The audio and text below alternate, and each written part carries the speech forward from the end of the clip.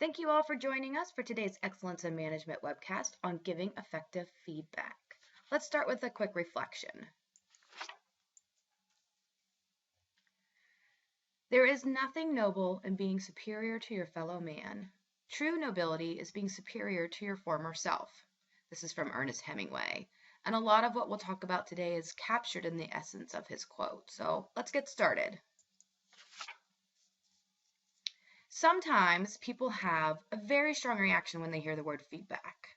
So we're going to talk about how to give feedback in ways that benefit everyone involved. When given in a positive and productive way, feedback can evoke great change and dramatic results. So sit back, just listen. Copies of all the materials in this webcast will be available on the company intranet following today's webcast. So let's talk feedback. When you hear or see this word, what do you feel? What's your gut reaction? Does it make you uncomfortable or give you anxiety? Or is there no impact? Do you enjoy giving feedback? Let's say that you had to give feedback to a coworker, a supervisor, or even a spouse. How would you feel? What would you do? And where would you start? Are your palms feeling a little sweaty or your heart racing just at the idea of giving someone feedback? Most of us have some sort of reaction to the thought of giving or receiving feedback. And that's natural. It's human nature to have an emotional reaction to what most of us see as some type of confrontation. Remember, fight or flight? It can be physiological too. If your heart was racing or your palms were sweating at just the idea of giving feedback, don't worry. It's natural. You're a product of human nature. Human nature is the psychological and social qualities that characterize humankind, especially in contrast to other living things. It's the aspects that make us different from other mammals. It's our ability to think, feel, and react emotionally and physically. We as humans are intrinsically emotional people. We think and feel and process the world around us. So when you heard the word feedback, you instinctually process a thought or a feeling, an emotion, and that's okay. However, when it comes to work, the business world, and those that we serve, we work really hard to take our emotional reactions out of our day. Many of us strive for a level of professionalism that's required in business and even in healthcare. We want to focus on the task at hand, improving our outcomes and our strategies and goals. So while there's value in keeping overt emotions out of the workplace, we can't lose sight of the fact that emotions are the basis of who we are and how we process the world around us. So it's kind of all about finding that balance, and we're going to talk about how to find that balance. As humans, our emotions are wrapped up in our character and our personality. As we incorporate ourselves into the working world, our experiences affect and shape who we are. We do have the ability to grow and change every day. So how you feel about feedback today can change tomorrow depending on your efforts and your experiences. When it comes to change, we're generally persuaded by reason, the logical side of us. However, we are moved by emotion. There's a saying that emotion creates motion, and that motion generates change. So motion generates energy and drives people to take action or actually evoke change. Each individual has a different balance of logic and reason. Put simply, the head and the heart. So it's finding the balance between the two. Think about it. Do you rely on just one message, on one just to get a message across? Analytical type personalities probably give more logic than emotion, and your more amiable personalities probably show more emotion and less logic in their communications or in their feedback. So in order to relay messages and give effective feedback, you need to have both elements present, regardless of personality types, in order to create action and generate change.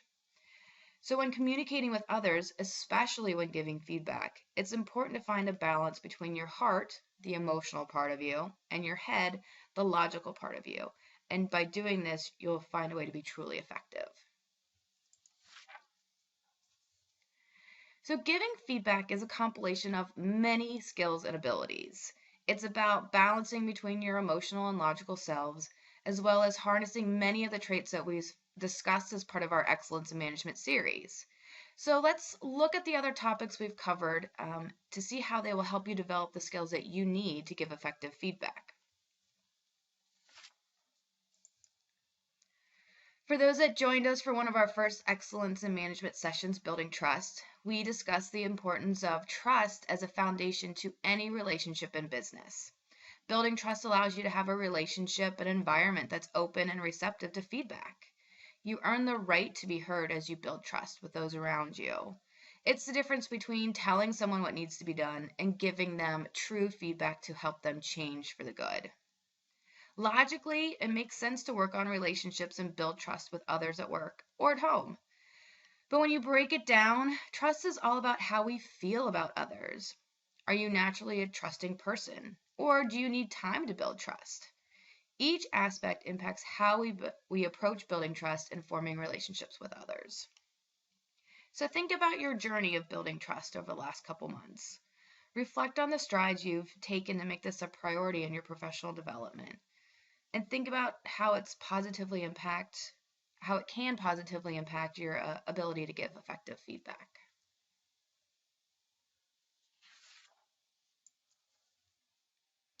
Now let's revisit attitude. Think about it. How does your attitude affect how you give feedback? Are you naturally skeptical or very friendly? Do you sometimes feel you can be a little critical or harsh?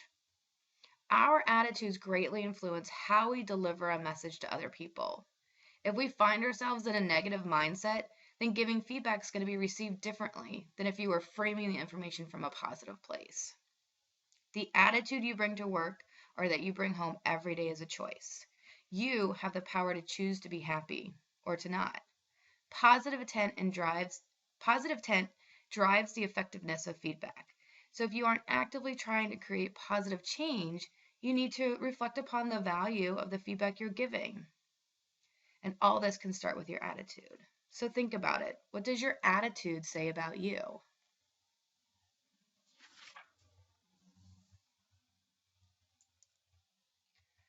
Being able to communicate effectively is another aspect of effective feedback. Lots of times they go hand in hand. Your ability to communicate impacts your ability to work with others. It can help you build stronger relationships with your manager, supervisor, coworkers, and even your fellow team members. Effective communication is really about being able to listen when giving feedback. You must first understand the information being presented to you, which requires active and strong listening skills. Being able to communicate effectively builds credibility, which will make others look to you and they seek you out when they need feedback. And that credibility gained as an effective communicator can help others accept feedback when it's given in a positive and productive way. So take a moment to think about how you've developed your communication skills and if you're harnessing the powers of active listening in order to build relationships of trust and openness around you.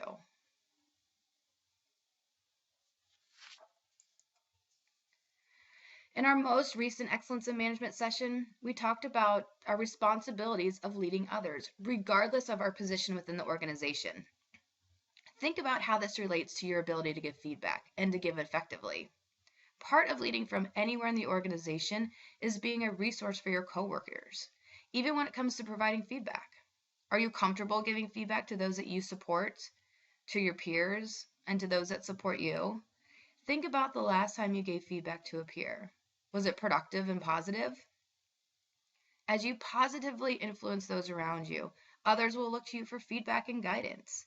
You don't have to reach a certain level in the organization to give feedback. As you develop your leadership skills, giving feedback makes an impact at any level. So this seems like a lot of layers, doesn't it? And it can feel that way when you try to tackle it all at once. When it comes to professional development, each aspect builds upon each other. And the goal is to help us be more well-rounded, improve our people-first approach to business. It's like trying to eat all the guacamole out of a taco dip. It's going to be messy if you only try one approach. So your attitude, how you focus on the level of trust within your team, improving your communication skills, and working to lead from anywhere in the organization are all layers to earning and building the skills of giving effective feedback. You need to learn in phases. And as you continue to learn, you'll see how each layer applies to the one before and the one after it. In order to be able to give effective feedback, you can't just jump in and know where to start or what to do. You need every layer to build upon the point where you can actually benefit from each topic individually and as a whole. And when you do, you will really enjoy the benefits of the entire package. You'll see those big results.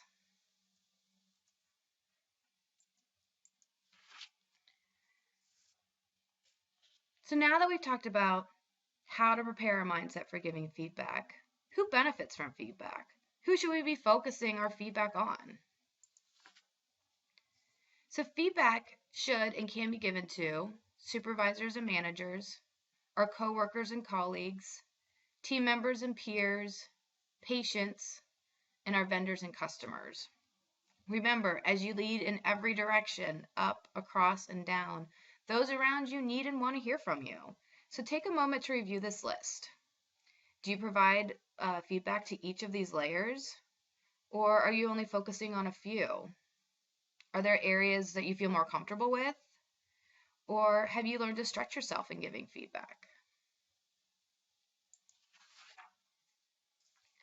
Now, as the workplace changes and new generations enter the workforce, the types of feedback associates give and receive is evolving. We're going to talk about two main types of feedback that you've most likely experienced in your professional career, and that's formal feedback and casual feedback.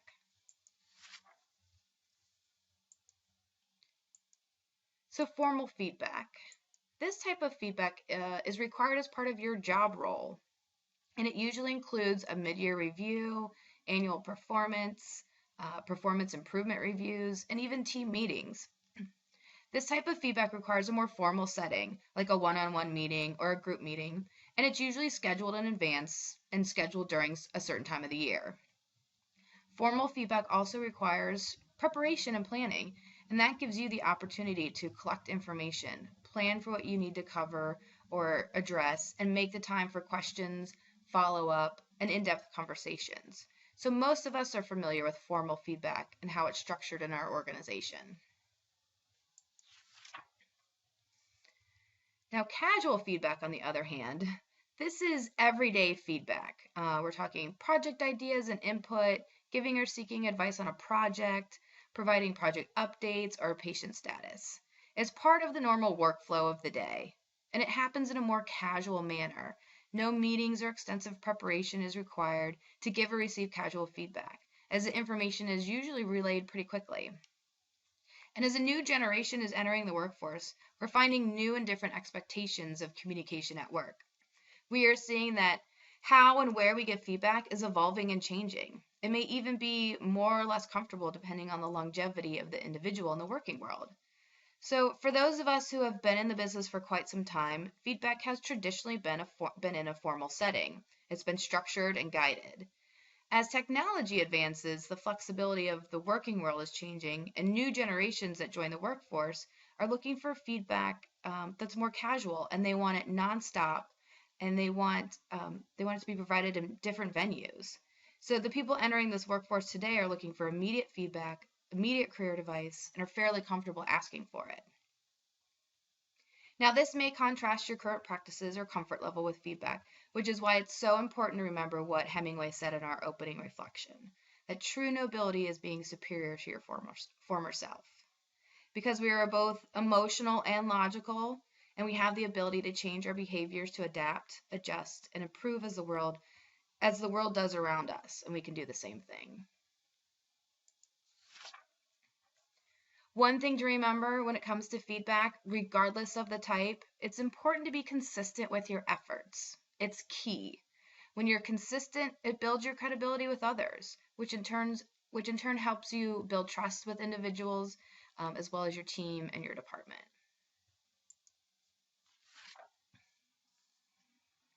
So let's take a moment and think about how you deal with feedback and uncover your natural style when it comes to giving it. So think about the last time you gave feedback to someone. What was your initial reaction?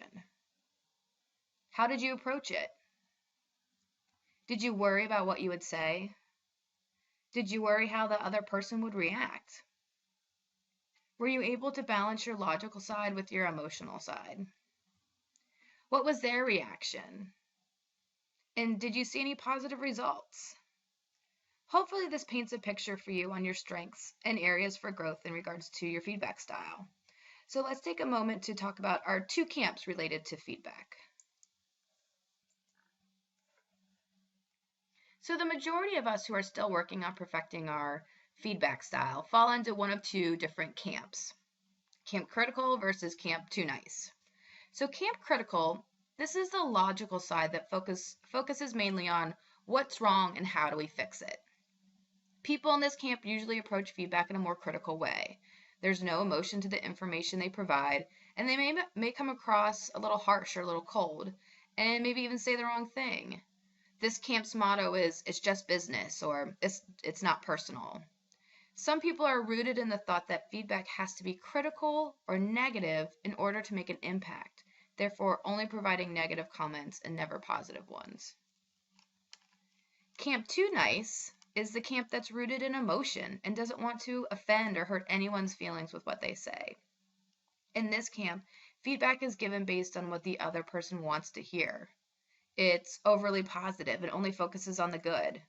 This type of feedback usually leaves the other person uncertain about where they need to improve because they weren't given any concrete constructive feedback. Giving only positive feedback can give the associate a skewed perspective of how they're doing, and it doesn't really give them a chance to grow or to improve. So think back when you reflected on your style. Which camp did you primarily fall in? Or do you feel you have a good balance between the two? When it comes to giving effective feedback, it's all about finding the balance between being too critical versus being too nice, and being too logical versus overly emotional.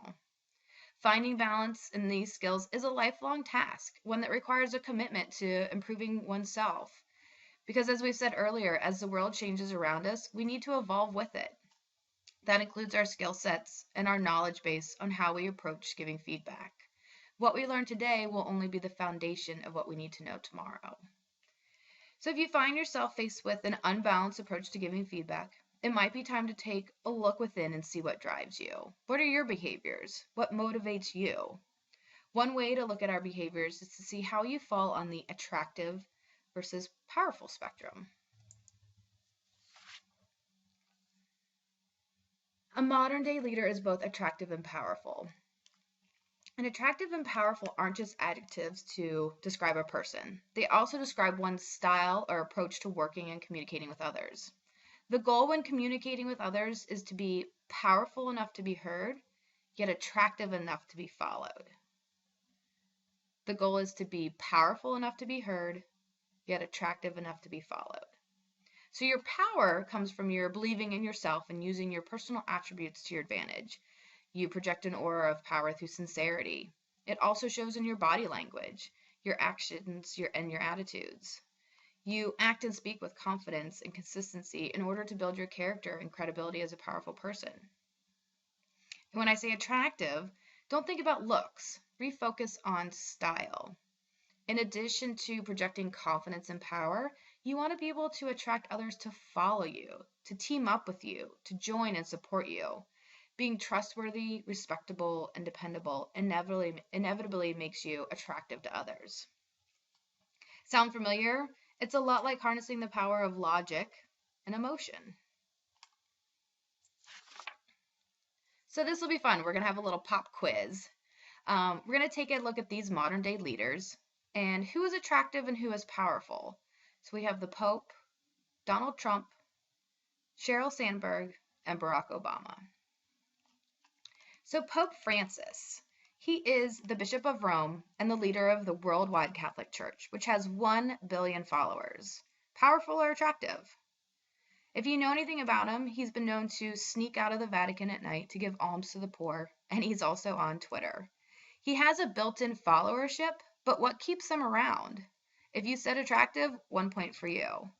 Pope Francis has built his followership on being likable and approachable, while also being clear and focused on his values. There is definitely some power there, but he gains followers with his attractiveness first. Donald Trump. one of the most recognized businessmen in America, maybe even the world. He's a real estate entrepreneur, an investor, author, and TV personality whose catchphrase, "You're fired," has been heard on television for 13 seasons. So why do people want to work for him or be on his show? Because he is powerful or attractive?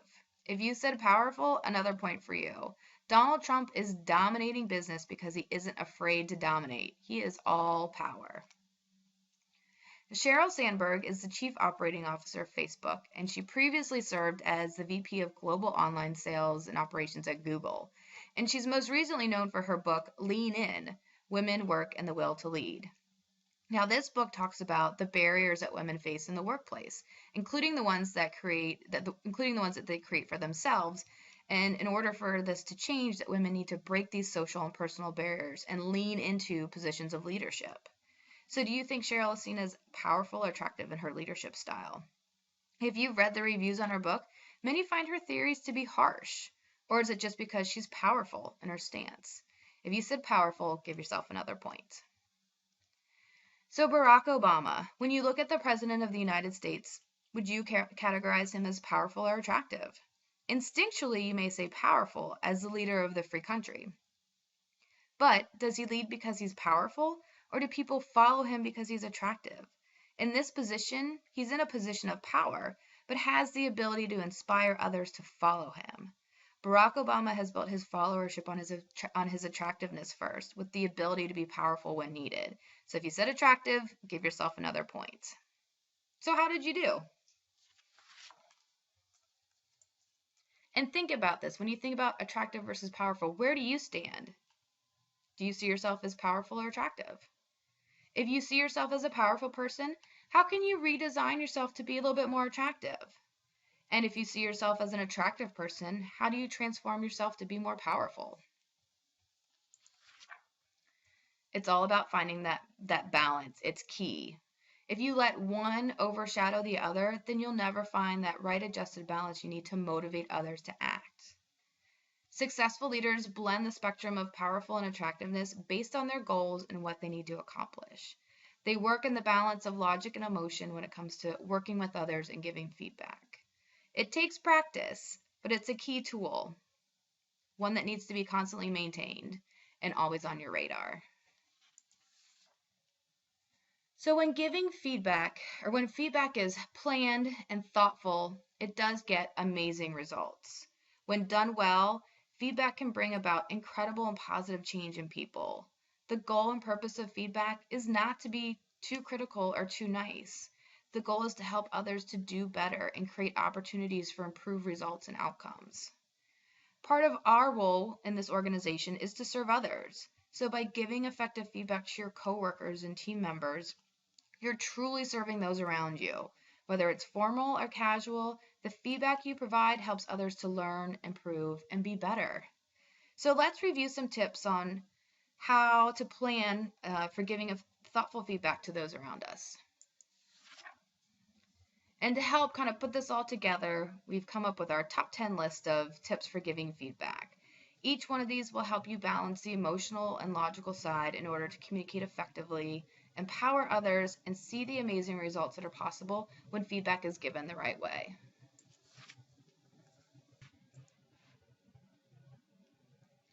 So number one, know your audience. Giving feedback is part of communication, and in order to communicate effectively, you must first know your audience. As you work towards finding the right balance in order to attract and communicate with power and authority, you will recognize that it's important to know and understand who your audience is in order to really connect and project the right balance. When you connect with your audience, they will truly hear what you are saying and have a higher level of understanding and buy-in, which leads to higher productivity and success rates. Think about your team or your department. There's probably a varied scale of experience, and we are rapidly growing, and we always have new associates joining the organization. So when giving feedback, would you give the same feedback to someone who has been with the organization for 5 weeks as you would to someone that had been there for 5 years? Newer associates need feedback that's encouraging in order to build confidence And going back to that new generation entering the workforce, they want feedback all the time. More senior associates need and want feedback that's focused on their progress. They're more secure in their position and they want to know how and where to improve. So as people gain experience, feedback serves a different different purpose, and you can tailor your feedback to meet their needs. When you look at your audience, is it appropriate to talk to them face to face, or is feedback given over the phone or email appropriate? While you need to know your audience, you also need to know what medium works best for them in order to receive the feedback. You also need to recognize what's appropriate. Formal feedback should be done in person and never over the phone. When relaying important information, you need to respect the process and the person. Your tone of voice could be misinterpreted over the phone or in an email, so match your efforts with the importance of the information. The phone or email is a great way to give quick, casual feedback when needed. Look at how you're giving feedback. Is it to a group or should it be one-on-one? Is the information appropriate for the entire group or should it be given on an individual basis? As you plan for your audience and understand the medium and what needs to be relayed and how it needs to be relayed, this will help you find that balance between logical and emotional. So number 2, always be prepared. In order to be clear and concise with your feedback, you need to be prepared. Formal feedback is usually scheduled, so this gives you a great opportunity to take the time to prepare the information that you want to cover. This gives you time to plan accordingly. You can plan what you're going to say and how you're going to say it. You can tailor the communication to that individual person. So think about that person you're talking to. In order to be clear and concise, you need to understand your audience and how they want to be communicated to. This will ensure that they fully understand what you relay to them and walk away with clear directions on what their next steps should be. With casual feedback, you may not have a lot of time, but don't be afraid to ask for the time that you need in order to give the most informed response. Ask questions and take the time to listen. When feedback is properly thought out, it can really improve productivity. The goal of feedback is to motivate, improve productivity, and those end results. So in order to give well-rounded feedback, you must prepare. You need to know what to address, what's working, what isn't. What are they doing well and where can they improve? If you're not prepared, there's no value in your feedback and it won't affect any change. It could actually hurt your credibility. Avoid information overload. When giving feedback, it's important to only provide the information that the user can use. From time to time, you may have a lot of information to cover or projects to review. By preparing ahead of time, you can prioritize what's most important and cover that first. Once that information is understood, make plans to cover the next round of information in a timely manner. Overloading on feedback can reduce a person's ability to decipher what's most important or what takes priority. Too much information can stall progress. So if you aren't sure where to start or what the priority is, the process can slow down and the results can be delayed. Feedback's not something you just check off your list. So when we give more information than needed, it really only satisfies our need to check that off our list. If the information doesn't affect the person or help them anyway, leave it to yourself. Sometimes less is more. Focus on what they need to know in order to complete the task at hand. Number 4, be timely. In order for feedback to be effective, it needs to be given in a timely manner. Immediate feedback can spark immediate change and gives you the opportunity to address an issue in a timely manner, correct it, and move on to the next phase. Feedback that is presented late, no matter how good it is, can do more harm than good.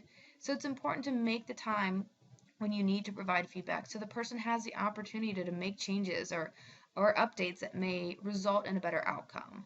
Not giving them the opportunity can even tarnish your reputation as a trustworthy source of support. Number 5, focus on the present. When giving feedback, it's important to focus all of that on current projects and situations. You do not want to bring up old concerns or previous mistakes. The goal of feedback is to motivate and inspire others to do better. So bringing up old situation could destroy a person's confidence and even cause them to lose trust in you. This is one area where you need to take the emotion out of any previous encounters and only look at the present so your feedback is clear, concise, and not affected by your emotions. Number 6, focus on behavior. When giving feedback, it's important to focus on behavior and not personality. And just like focusing on the present, it's important to focus on behavior. So everyone's personality is different and it's beyond our control. But remember, as humans, we have the ability to change. Logic and emotion work together to elicit action from others. So we can help to change behavior. The key to behavioral change is understanding what motivates others or what inspires them. And if you come from a good place and you have positive intent and work to understand where the other person is coming from, feedback is always more effective in changing a behavior. So remember, we're trying to change behaviors with feedback, not people. Number 7, allow time for questions. Effective feedback is only good if it's understood. So you want to allow time for others to ask questions and clarify the information that was provided. The feedback process should be a conversation. It should not be one-sided. This goes back to our previous excellence in management session regarding effective communication. Communication and in turn feedback are only effective if it's a two-way street. One-sided information usually lacks clarity and understanding. So don't forget to allow time for dialogue, questions, and understanding when giving feedback. Number 8, provide next steps. Providing someone with recommended first steps or next steps can be greatly appreciated. You want to offer that continued support through the next steps and be available for follow-up and additional feedback. Provide those concrete next steps or action items, and that provides a clear direction. This is goal setting 101, having a clear outcome that you both understand so results can be seen and measured. As your feedback transitions into a two-way conversation, ask for their thoughts and their ideas on next steps. Engage them in the process so that they connect with the process and the next steps and hopefully the results. Number 9, be unconditionally constructive. As you work on improving or perfecting your balanced approach, remember to always be positive when giving feedback. Positive people are able to gain cooperation from others and build long-term relationships with their coworkers. The attitude you apply to the situation will either increase self-esteem or it could destroy morale. So it's an important philosophy to apply when giving feedback. Because when you bring judgment, negativity, and blame into feedback, it falls very short from the mark of being effective. And finally, number 10, create win-win situations. The goal is for both parties to get something out of this conversation. Even though you're providing feedback, you can still ask for recommendations. Express your appreciation for the information that you've received throughout the process. Remember to give feedback and not outcomes, so both parties walk away feeling good. So let's take a quick moment to recap our top 10 lists for effective feedback.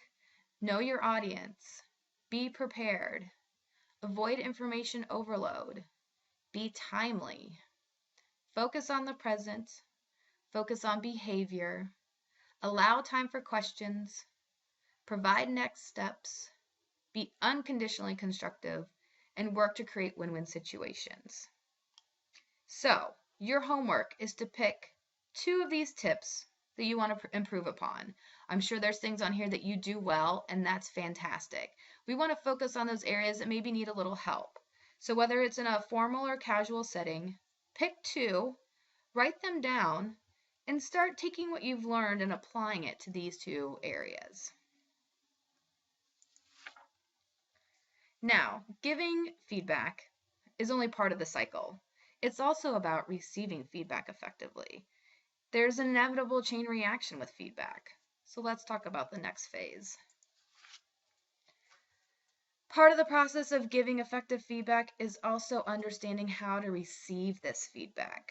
It's turning the tables a little bit, because if you want to give effective feedback, you have to be able to receive it. It's cyclical. Think about treating others as they want to be treated and apply that to giving and receiving feedback. Think about it. How would you react to your own advice?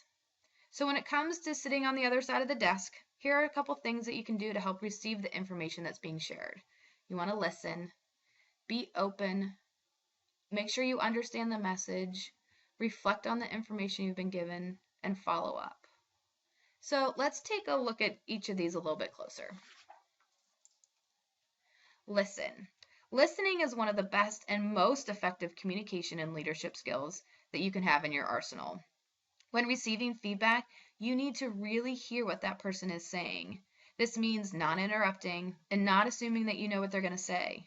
You can absorb more information if you're concentrating on what's being said versus thinking about what might be said.